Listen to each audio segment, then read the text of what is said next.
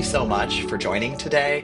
Larry, Diane, Lucien, we've had a lot of conversations about various topics, and this might be one of the biggest ones at the moment, at least that I've been hearing, which is, you know, AI is joining the org chart in 2025. Maybe it already has for a lot of organizations. So I wanted to start there, getting each of your takes with what does it actually mean for you when you hear somebody say AI is joining the org chart? Well, as you know, my central life activity is bringing CHROs around the world together in meetings. And I had 3 meetings in May, Denver, New York, and Boston, with about 45 CHROs total. And in all 3 of those meetings, of course, we spent time in AI and HR. And in all 3 of those meetings, we ended the meeting talking about what is the future of this thing and what are we going to call the function? Because the term human resources or even people is already antiquated, right? And so my point is that all those CHROs have fully embraced the idea that AI agents in particular are already becoming like parts of their workforce. And of course, most of them are personified with names like Nadia, and they're becoming, part of the team. When I was at IBM, we had agents. We gave them names, but we weren't receiving emails from them. Now we're receiving emails from them. So, so they're becoming a little more personified. But I think at the end of the day, back to the point that Larry made, there is a need for us to think about how to fit them into how work gets done. And so we haven't really thought through, when it's on the org chart, as you say, what is that, they don't have to do this to us. We don't have to be sort of back in the industrial era where we organize work around the machines, right? If you put the human at the center, then maybe the org chart would look very different than if you didn't. Yeah, and Lucien, I want to get you in because I think this leads in really well with something that you very presciently said at our last summit in November. And you had said, CHROs are going to become chief work officers because AI is this new way that work is getting done. And for HR leaders, it's all about thinking how work, technology, and talent come together. And that you find most people aren't thinking enough about the work in that equation. How should CHROs right now be thinking of the work? Yeah, I think the most encouraging thing is that even over the last few months, I see this notion of the work is really coming much more mainstream into the discussion. And I think catchphrases like, there's an AI agent on the org chart. Okay, it's fine. But like you, Daz, I say, well, look, what's really underneath that? Because an org chart is basically how does work get done in the organization? How does an organization sort of organize itself to do the work? And I still feel that if the future, and this is my view of the future, is it's basically an optimization game, which we can manage very dynamically between the people and talent that we've got, the capabilities that technology can bring, and many of those are now real, whereas before they were like a gleam in the eye, but now they're scalable, they're with us. And then the third part of the equation is understanding of the work. The big still void for me is like who's taking control of the work. And I don't want to be misunderstood because people have said, oh, okay, so it's about the work, not about the people. No, it's about both, all right? And it's about the technology. And I don't see the heads of HR or people, whatever you want to call them, becoming the chief work officer exclusively. But I just want us to kind of own that space. Nature fills a vacuum.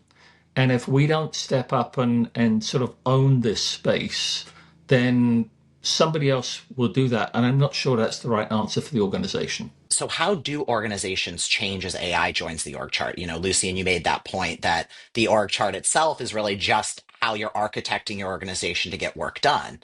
How is that architecture changing as AI comes on? There has been a trend, but I think it's going to accelerate fast now in terms of minimizing the number of layers in the organization because that drives speed and adaptability. I think AI supercharges that. So I think there will be fewer layers in organizations. I think there's going to be a big rethink about the role of managers. As we get much more granular and forensic in terms of understanding how work gets done. And I think some of that, the work is going to get managed and done with heavy technology use. So I think there's going to be quite a debate about what's the role of managers, what's the span of control that we should expect of managers. The old model of the middle manager who managed the work, coached the people, and communicated messages for the organization. I think that sort of trio of themes is going to get rethought. And so fewer layers, fewer managers, probably bigger spans of control, but more focused on the development and communication than on the management of the work. Yeah, I would second that. I actually authored an article in the Harvard Business Review this month about that topic of middle management. And I think, more than anything, now that we've got AI, we have to be thinking about reframing for our people what work is about and what we expect of them. What is the end game? I mean, you said optimization, Lucien. Maybe it is, maybe it isn't. But let's be clear. The old game was to reduce headcount and to outsource. That was an industrialization game. The new game has so many more possibilities, and work does not have to be fixed, right, into fixed jobs. We're looking for much more fluidity. Okay, so let's start talking about what that looks like. Maybe more variation in the kind of work that you do. Maybe it's your skills that matter more than your job, etc. So, having those kinds of conversations, that's what we expect of middle managers now. I thought, the Shopify CEO, throwing the gauntlet down to his employees was exciting, but there's a lot of fear, and middle managers have to think through, well, what does this look like for you guys? My organization, my piece of the organization, and what could you expect? And I think that reframing part, framing for people, is a role that middle managers still need to play. Often they're not, but they don't have to do the coordination work and all of the stuff that you mentioned, Lucien, that passing along of messages, and you can go to a town hall and directly talk to your CEO from whatever country you're in. So things have changed dramatically for what middle managers do, and there will be fewer of them, but I think their jobs will become actually more important. Many of these discussions that we're having now are very reminiscent of when the internet came. You just think about how did the internet change the world, and a lot of jobs went away and a lot of jobs were created. And so at a macro level, I'm actually quite optimistic. Now, clearly, if you're caught in the transition, it can get very challenging. But that's why I think organizations need to be helping employees and potential employees adapt to this. And the adaptation isn't going to be deep technical skills, because the half-life of any deep technical skill is getting shorter and shorter. But the human skills, I think, are going to sustain. So I would always encourage CHROs to sort of go back and say, well, what really matters in this debate? And then, what are the things that you can do? Because I do think this is, as I said before, a huge invitation to just be creative and invent playbooks, because there is no playbook at the moment. And that to me is really exciting. And that might actually be the most important message for anybody to take away right now, is like, there is no playbook. Diane and Larry, I'm curious what you're seeing. What are the best organizations doing, and how are they getting creative? Especially when it comes to this moment, our theme is like driving adoption. We're really in this moment where the task is to help people find their ways to these tools and to be in good partnership with them. What are you seeing the best organizations do? I think the ones that are leaning in the best, and I know it through the HR organizations with all these CHROs I know. It's the ones who let's say their head of talent is literally like their head of talent or talent management is like almost an AI first mindset, so you're testing every possible. You try Nadia, you try another one, you mess with some stuff, you program yourself in ChatGPT or Microsoft Copilot. You're technology first, AI first, and those are the companies that have gotten way out ahead on this. And it's interesting. There's a woman my firm placed in as the head of talent in a company, and she's been a guest a couple times at CHRO meetings. And she does a little thing on some of the experiments. She's kind of a mad scientist that she's been working on. And every time she's done it, the reaction by the CHROs is, that's who I need, that persona as my head of talent.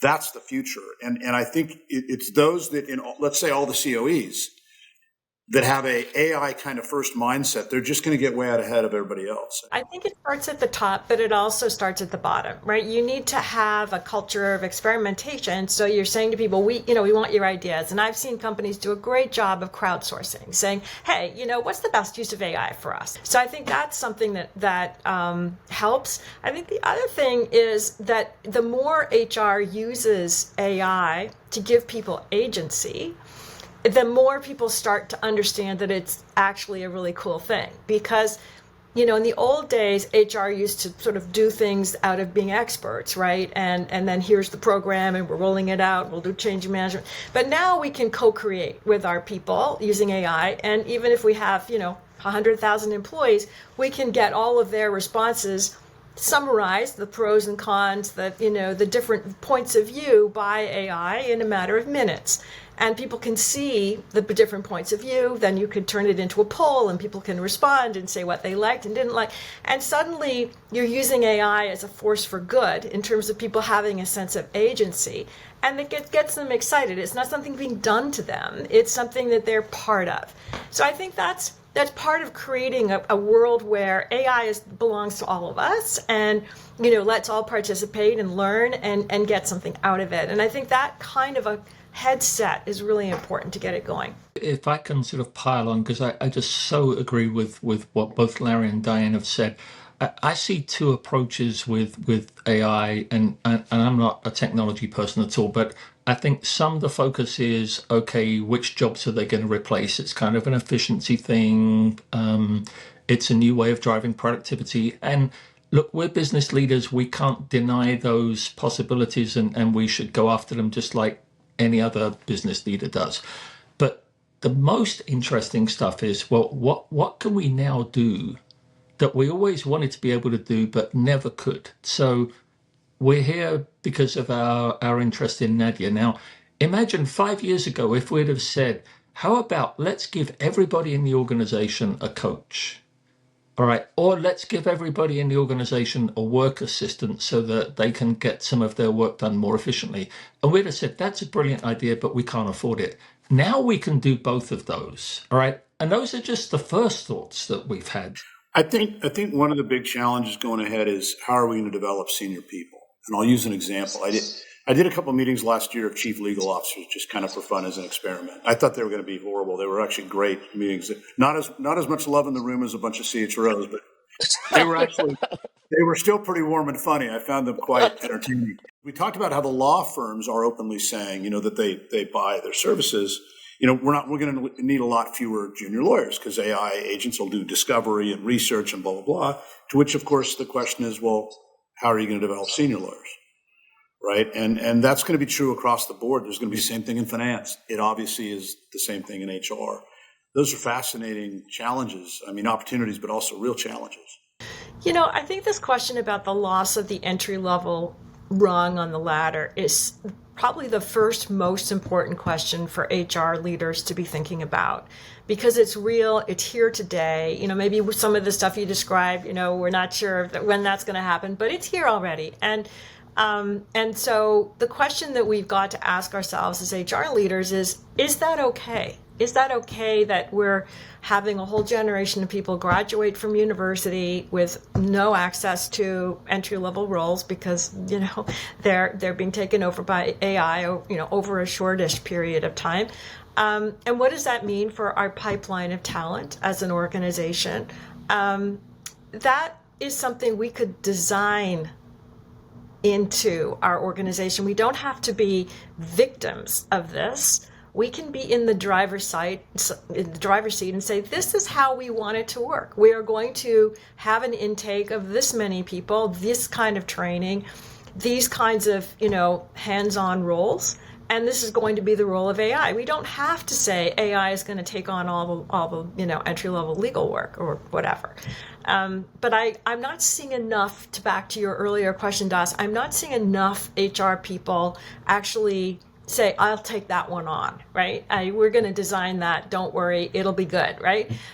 It's more, tell us what the technology can do and, we'll hire around it. Yeah, I think one of the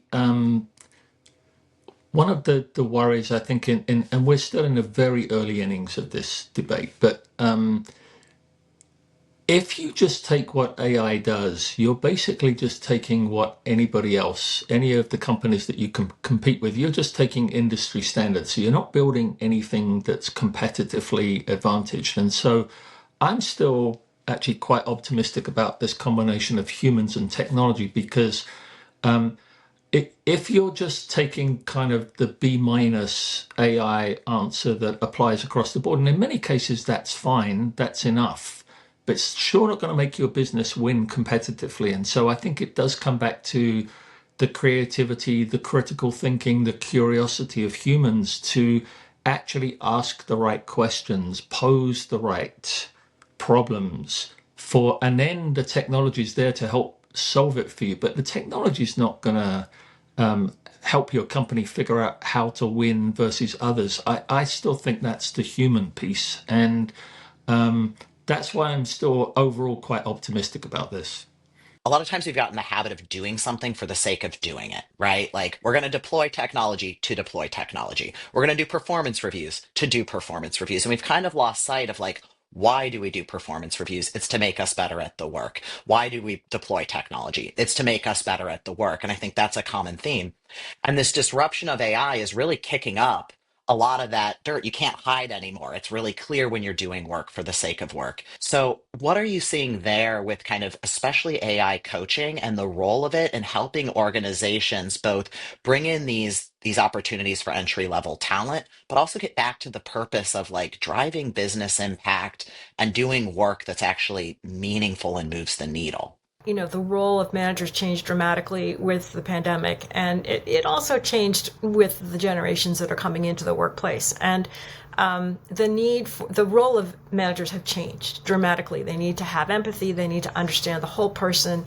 They are dealing with people who are working both remotely and on site, so they don't have the same ability to pick up on things the way they might have before.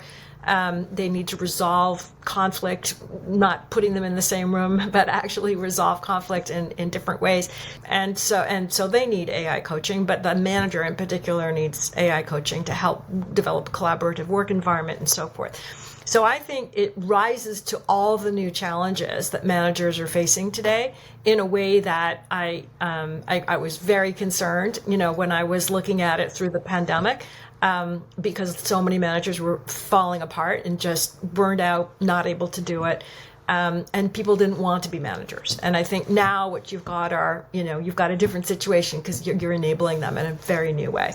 I just think it's really exciting what Nadia can do, the whole field of AI coaching. And I think it started on the development side, and that is the right place for it to start. But I think over time, it's going to be around coaching high performance, not just coaching as an end in itself. And so I think it is going to go into the adjacencies around the management of the work, the management of performance, all of those areas. And again, that's always been the work of HR, but I think this is a great new capability for us to become even more effective at that. What's your kind of bottom line advice? Don't lose sight of this in the next 6 months, 12 months. I'll just make one comment to CHROs and other senior HR leaders that might hear this. You have to take the time to meet these agents yourself. You have to spend time. As you know, Us, I've had Nadia as a guest in many CHRO meetings. We always do this kind of last thing in the day. Imagine you're a frontline manager in your company. What would you ask? And when they engage with her, I'm always shocked how many of them are like, "You're kidding me." Well, that's on you for not having already taken time to see what's possible with these agents. Well, I would double down on Larry's comment about learn yourself, like get your hands dirty, because it's really important to be on top of the technology. So I would add to that by saying there's some really, really good, Substack, LinkedIn, newsletters that you can find that keep you on top of the latest technology and the thinking about it. there are way too many sort of well curated ones in the HRAI space, but I think David Green's in the talent space is exceptional. And if anyone isn't reading that every month, they should be, because it really does go quite broad in terms of looking at all the different research that's been done and the impact of AI on work and on people and so forth. So I highly recommend that. I just think it's an important part of every HR leader's day to be staying on top of what's happening in AI in HR and the work. For a kind of a 60,000 foot perspective, think about what really makes the best CHROs the best CHROs. And I think there are three things that come to mind. One is that they just have an intellectual curiosity about sort of what's really happening here, and they can get to the underlying cause of issues. The second is that they have a passion around the business and how they can bring all of the capabilities that are available to them to help their businesses succeed, and remember that that is their fundamental purpose as an organizational leader. And then the third is they're always able to bring this kind of outside in perspective so that you keep your own organization in the right context, and we don't become guilty of sort of wishful thinking. And so here's a great opportunity now to say it's for you to show thought leadership, because nobody else in the organization owns this right now, right? So it's an opportunity for you to lead and to say, what's the potential of these amazing new capabilities? But your job is not to deploy technology. Your job is to help the business win. And I think the next path to help the business win is this really granular understanding of the work and how the work best gets done with this combination of people and technology. And it's unlocking a whole new game for us. So I think we just need to go there, and nobody's got a playbook. So think about it and then lead on it. Fantastic note to end on. So, Diane, Lucien, and Larry, like, thank you so much for joining today.